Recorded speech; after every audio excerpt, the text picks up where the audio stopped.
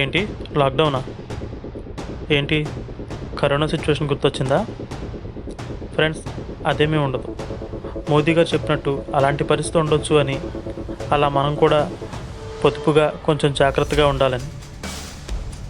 ముందు ఒక విషయం చూసి అప్పుడు తిరిగి లాక్డౌన్కి వెళ్దాం. యుద్ధం వల్ల క్రూడ్ ఆయిల్ ప్రాబ్లం పెరిగింది ప్రపంచవ్యాప్తంగా.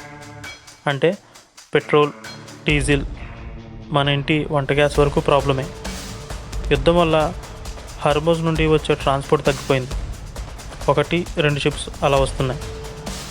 అవన్నీ వస్తున్నాయి కదా, పెరిగితే రేట్ పెరగవచ్చు, సరే అనుకుందాం. కానీ 60-80% క్రూడ్ ఆయిల్ మనం బయట నుండి ఇంపోర్ట్ చేసుకుంటాం. అది కూడా గల్ఫ్ నుండి ఎక్కువ. అక్కడ ఉన్న ఆయిల్, గ్యాస్ రిఫైనరీలు మొత్తం ధ్వంసం అయిపోయాయి.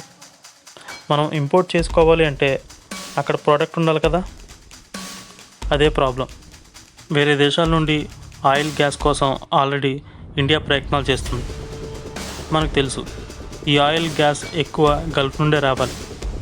అక్కడ లేకపోతే ఆయిల్, గ్యాస్ చాలా కొరత ఉండే అవకాశాలు ఎక్కువే. ఆయిల్, గ్యాస్ దొరకపోతే లేక కొరత ఉంటే బయట వెహికల్ తిరగవు. ఆల్రెడీ చాలా హోటల్స్ ఆగిపోయాయి. సేమ్ కరోనా లాక్డౌన్లో వెహికల్ తిరగక ఇంటి దగ్గర ఉంటూ హోటల్, షాప్స్ అన్నీ బంద్ అయిపోయాయి కదా.